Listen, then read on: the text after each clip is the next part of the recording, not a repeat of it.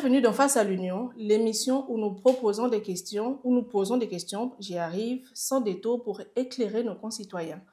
À quelques jours de l'élection présidentielle du 12 avril prochain, nous recevons un acteur clé de la scène politique gabonaise, Alain-Claude Bilibinze, ancien Premier ministre, figure influente du Parti démocratique gabonais. Il est aujourd'hui candidat et prône la rupture avec un système qui l'a pourtant longtemps servi. Quelles sont ses motivations? Comment compte-t-il convaincre les électeurs malgré les avis divergents d'une partie de la population? Est-il vraiment l'homme de la situation?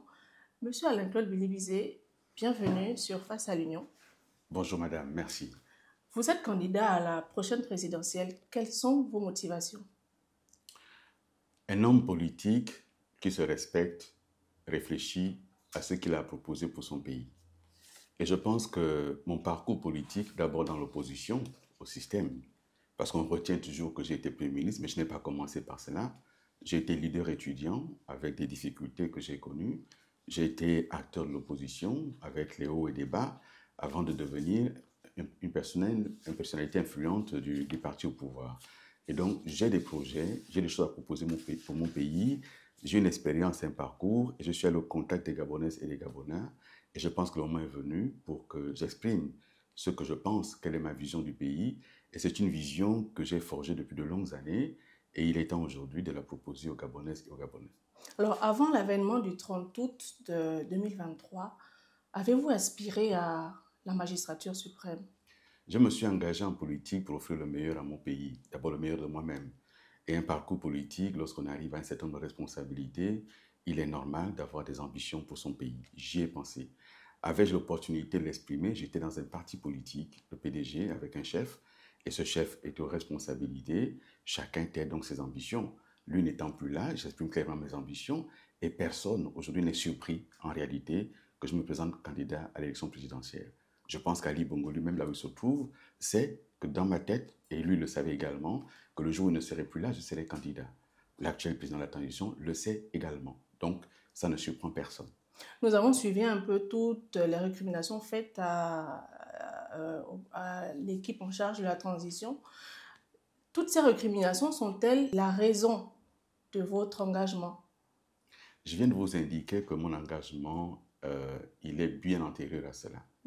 Simplement, en face de moi aujourd'hui, j'ai des hommes qui ont menti aux Gabonais, qui ont pris des engagements qu'ils n'ont pas respectés. J'ai des hommes qui ont dit qu'ils viennent restaurer les institutions, ils ne l'ont pas fait. J'ai des hommes qui ont dit qu'ils vont rendre le pouvoir aux civils, ils ne l'ont pas fait. J'ai des hommes qui ont dit qu'ils vont rendre la dignité aux Gabonais, ils ne l'ont pas fait. Et cet ensemble de choses m'amène à me dire que finalement, il a prôné une rupture, il n'incarne pas, il incarne la continuité. Or, la continuité de ce système, c'est la situation dans laquelle le Gabon se trouve aujourd'hui. C'est un système que j'ai servi, que je connais, que j'assume, mais dont je pense aujourd'hui qu'il ne peut pas continuer parce qu'il ne propose rien d'autre que ce qui s'est fait par le passé.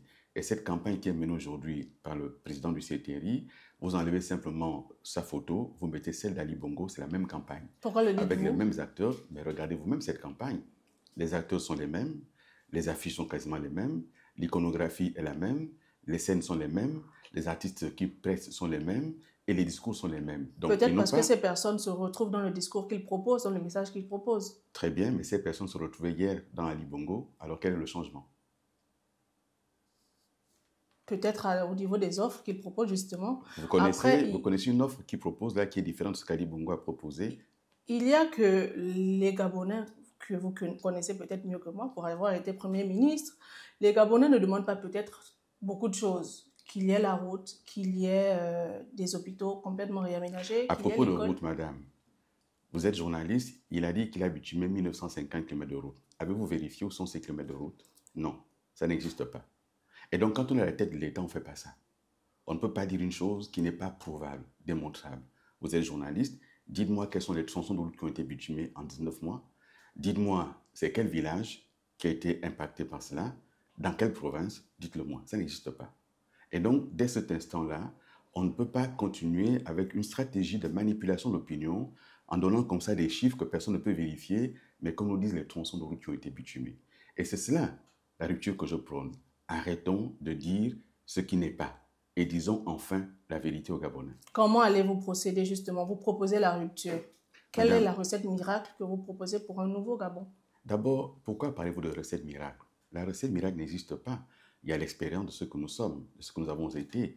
J'assume ce qui a été bien fait, mais je rejette ce qui a été mal fait. Il n'y a pas de recette miracle. La recette aujourd'hui, c'est d'appliquer enfin ce que nous proposons aux Gabonaises et aux Gabonais. Trois choses fondamentales pour ce qui me concerne. La première chose, rompre avec une économie de rente qui n'a pas développé le pays. Comment comptez-vous faire? Ça fait 80 ans qu'on exploite le manganèse, le pétrole, le bois, un peu plus tôt d'ailleurs. Et ces trois matières premières sont les principales sources du pays depuis maintenant 60 ans. On ne peut pas continuer ainsi. Je propose donc de diversifier l'économie en allant chercher de nouveaux secteurs d'activité. L'agriculture, la pêche, le numérique sont des secteurs aujourd'hui qu'il faut développer pour diversifier l'économie. L'industrialisation du pays également, la transformation locale des matières premières sont des éléments clés pour développer le pays, avec la formation professionnelle qui fera en sorte que nous ayons aujourd'hui des acteurs adaptés à nos besoins de développement. Et donc, ce n'est pas du miracle, ça existe, on doit pouvoir le faire. Deuxième chose, rompre avec un système politique qui favorise le clientélisme. Ça veut dire quoi? Ça veut dire qu'il faut remettre en place l'ascenseur social, l'égalité des chances. Aujourd'hui, si on n'a personne en haut, on ne peut pas s'en sortir. Je connais ce système et je vois ce qui est aujourd'hui le club des copains, coquins et consanguins. Il faut mettre un terme à cela.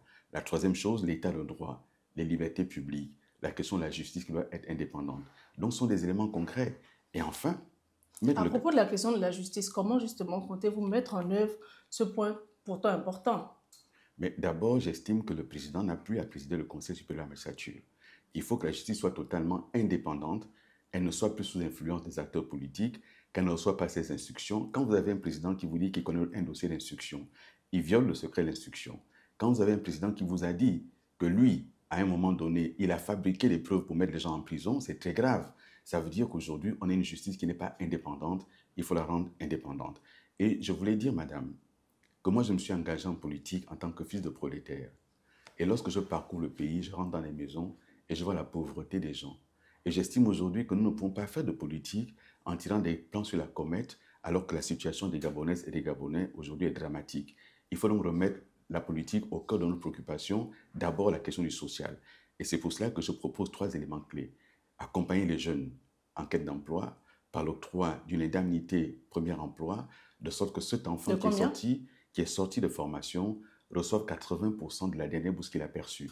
Et s'il n'était pas boursier, on l'aligne sur les 80% que les autres percevaient dans leur formation. Deuxième année, 60%. Si au bout de la deuxième année, il n'a pas trouvé un emploi, l'État l'installe dans sa première entreprise en tant qu'entreprise individuelle. Ça s'est fait ailleurs avec des résultats probants. On peut l'appliquer ici. Deuxièmement, accompagner les personnes du troisième âge, seules, isolées, les handicapés, avec une allocation vieillesse ou handicap, de sorte qu'ils puissent avoir de quoi s'en sortir convenablement. Et enfin, mettre en place ce que j'ai appelé le revenu universel garanti, accordé à chaque Gabonais dans le besoin. Et lorsqu'on a pu mener une enquête pour démontrer qu'il n'a pas d'autre revenu, 150 000 francs CFA par mois. J'ai fait des calculs, c'est faisable. Alors, comment justement comptez-vous mettre en œuvre tout ce projet? Parce que vous savez mieux que moi que tout ceci demandera beaucoup d'argent. Oui, bien sûr. Comptez-vous avoir l'investissement nécessaire, sinon les finances nécessaires à la mise en œuvre de ce projet ambitieux? D'abord, il y aura zéro endettement supplémentaire par rapport à ce projet. Nous allons chercher des ressources où elles existent. C'est pour cela que j'ai dit il faut d'abord regarder la question des finances publiques, la suppression d'un certain nombre d'institutions inutiles Notamment, qui ne servent à rien. Le Sénat. Il faut supprimer le Sénat. Il faut supprimer le Conseil économique et social. Il faut supprimer la médiature de la République. Il faut supprimer le CND. Lorsqu'on a supprimé tout cela, dans la loi de finances actuelle, on dégage une économie de 22 milliards de francs CFA dans la loi de finances actuelle. À côté de cela, j'ai dit qu'on prend 10% des ressources du pétrole, 10% des ressources du manganèse, on y ajoute le bois.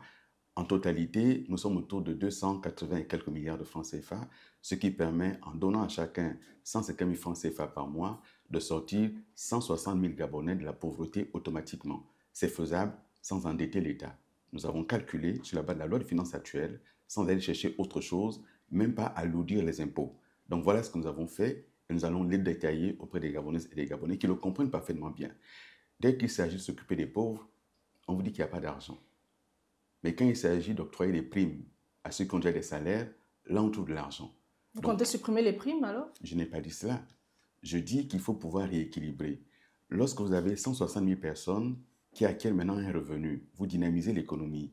Il y a une économie locale qui se met en place. Chacun dans son village peut maintenant mener une activité. Et en réalité, c'est le Gabon qui gagne. Qu'est-ce qu'on gagne à maintenir les gens dans la pauvreté? Rien du tout. Et donc, moi, c'est fort de mon expérience, fort de ce que je vais sur le terrain écouter les uns les autres, que je fais cette proposition concrète pour sortir les Gabonais de la pauvreté. Vous avez fait votre mea culpa sur expression directe. Pensez-vous que vos excuses suffiront justement pour que les Gabonais vous accordent leur confiance le 12 avril prochain? Vous savez, madame, moi, je ne suis pas maître de ce que pensent les uns et les autres. Je suis maître de ce que je pense. Et ce que je dis, c'est qu'il m'est arrivé de commettre des erreurs. J'ai annoncé un certain nombre de chiffres lorsque j'étais porte-parole en 2016. Cela m'a été beaucoup reproché, mais j'ai annoncé des chiffres officiels. Et j'ai rencontré des familles de victimes qui m'ont expliqué la situation, qui m'ont dit, par exemple, M. Mavioga, César, il m'a dit qu'il était au quartier avec son enfant. Et son enfant n'est pas mort au QG ni dans des émeutes. Son enfant est mort dans sa maison, devant sa maison. Je ne le savais pas, madame. Je ne savais pas qu'au PK12, au PK8 plutôt, cet enfant avait été tué devant sa propre maison. C'était le petit frère de madame Mengue. Je ne le savais pas. Et donc, lorsqu'on écoute les témoignages des gens, il faut pouvoir avoir l'humilité de dire « je suis désolé, pardonnez-moi ». Est-ce qu'ils vont me pardonner? Je ne sais pas. Mais je demande pardon au peuple gabonais parce que j'ai donné des chiffres qui étaient des chiffres officiels. Je n'ai pas mené d'enquête.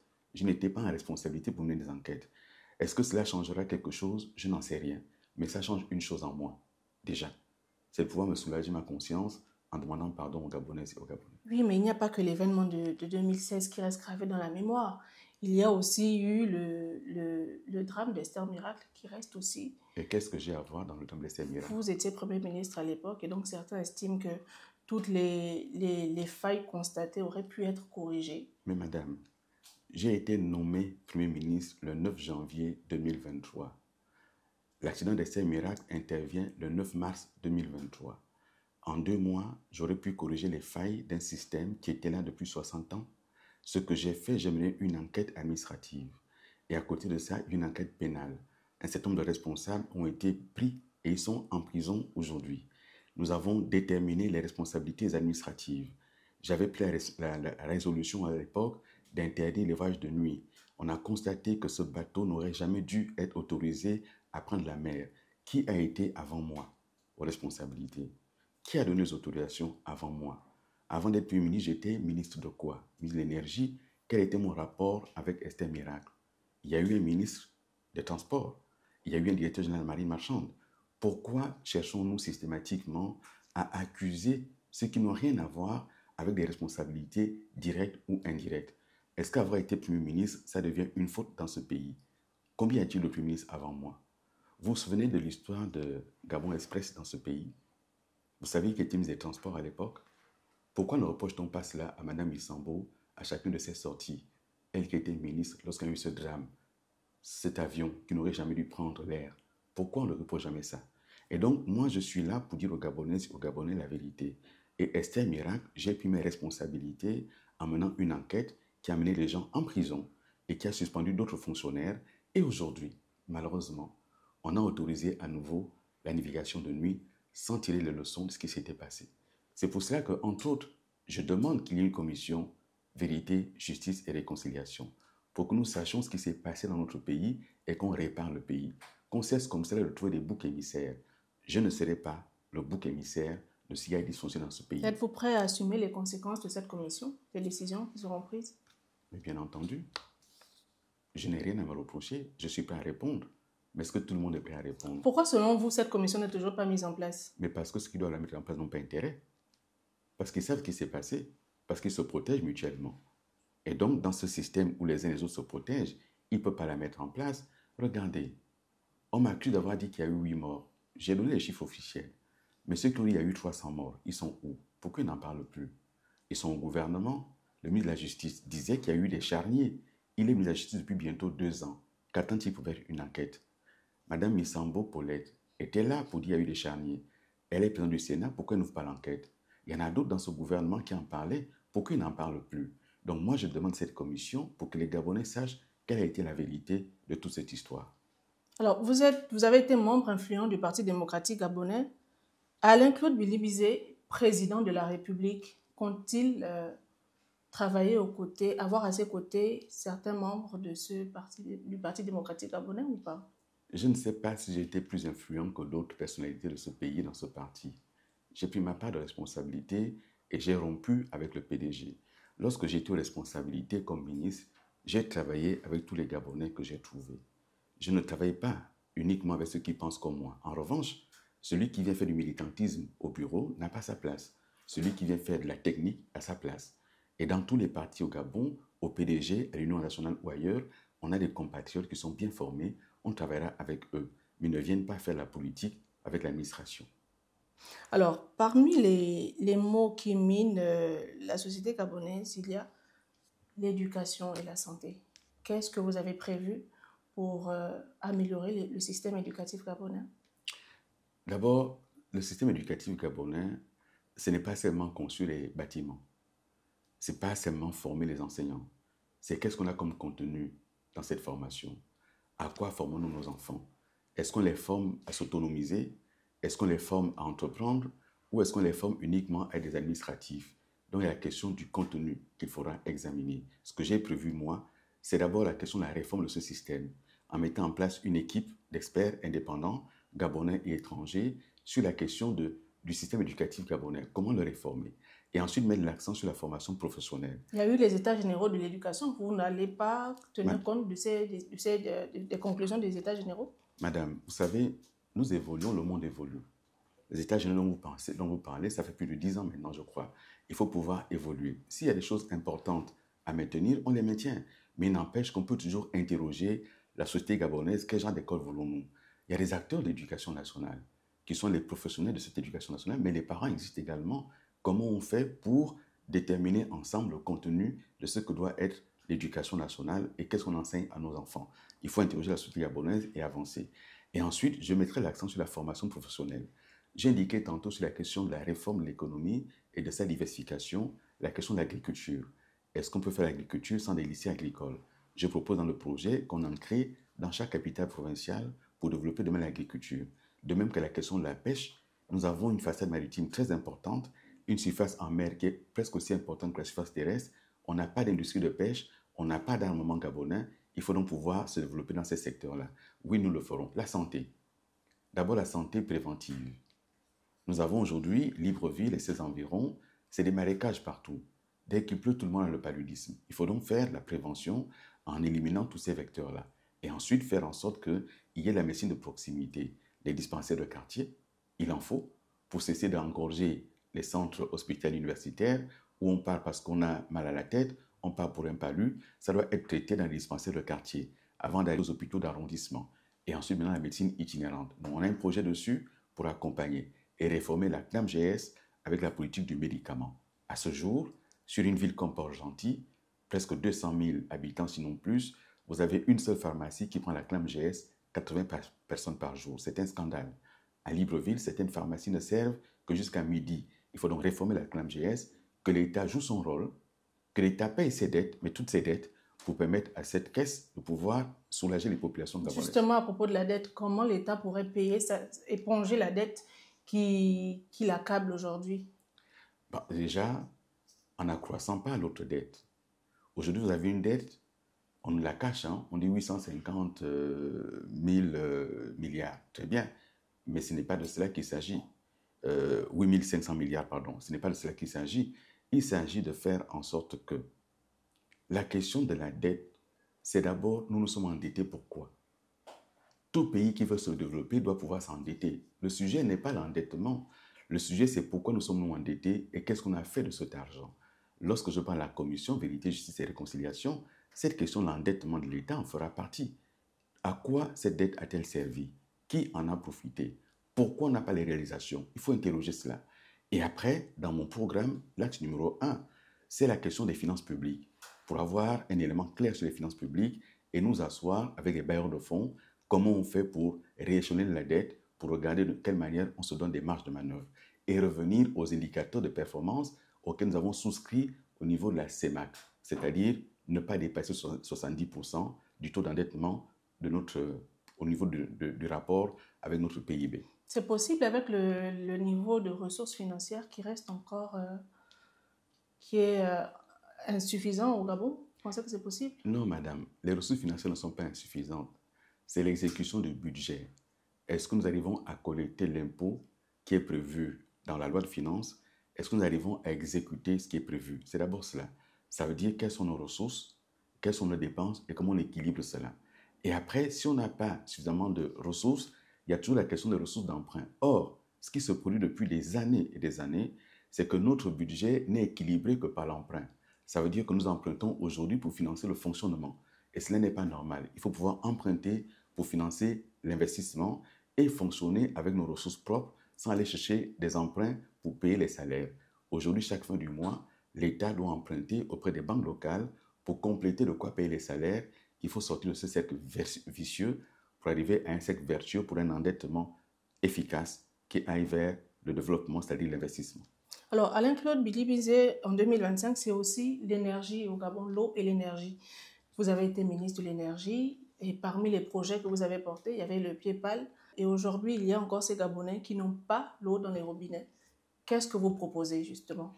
Mais ça fait 2 ans que j'ai quitté le ministère de l'Énergie. La vraie question, c'est pourquoi ce projet n'est pas terminé depuis 2 ans. Vous voyez, il aurait dû s'achever en décembre 2023. Nous sommes maintenant en avril 2025. Il n'est toujours pas achevé. Et donc, il faut se poser de bonnes questions. Aujourd'hui, la question de l'eau est une question essentielle. À côté du programme Pied-Pal que nous avons lancé et pour lequel j'ai été sur le terrain quasiment tous les jours, nous avons emprunté auprès de la BGFI 100 milliards de francs pour le compte de la SEG. 40 milliards devaient servir à financer une usine de traitement d'eau potable en Bomo, entre Ntoum et Kokobich. Pourquoi cette usine n'est toujours pas terminée pour offrir l'eau aux Gabonais? Je n'en sais rien. Dans tous les cas, c'est des problèmes qu'il faut régler. Quand j'étais ministre de l'Énergie, il y avait déjà plusieurs projets engagés. Mais je les ai engagés, madame. Oui. Ils ne sont pas finalisés. Ce n'est plus ma faute là. Mais par contre, c'est moi qui ai fait le code de l'eau. J'ai fait le code de l'énergie. C'est moi qui ai fait la convention avec la SEG. C'est moi qui, pour la première fois, ai réussi à établir dans notre pays un partenariat pour faire en sorte que la Banque mondiale finance dans notre pays une étude sur le schéma directeur, production, transport et distribution de l'énergie. Tous ces documents existent. Moi, président de la République, je mettrai en œuvre ce schéma directeur qui concerne l'ensemble du pays avec tout le potentiel qu'on a. Et dans mon programme, je mets un accent sur la question de l'eau. Le Gabon a des ressources en eau abondantes et il y a un paradoxe, c'est qu'aujourd'hui, les gens meurent d'inondations et non pas dans le robinet. Il faut régler ce problème. Alors, il y a un partenaire turc qui s'est associé justement et qui propose des services pour résoudre le problème de l'énergie. Vous, président, allez-vous continuer à travailler avec les Je Turcs? le mettrai à la porte automatiquement. Pourquoi donc, à partir du moment où ils essaient de résoudre le problème de Mais je vous explique pourquoi, madame. Déjà, ils sont là, il y a toujours des coupures. Donc, ce n'est pas la solution. Et ensuite, lorsque j'étais ministre de l'Énergie, je les ai reçus et j'ai refusé leur solution parce que leur solution ne permettra pas à la SEG de se développer.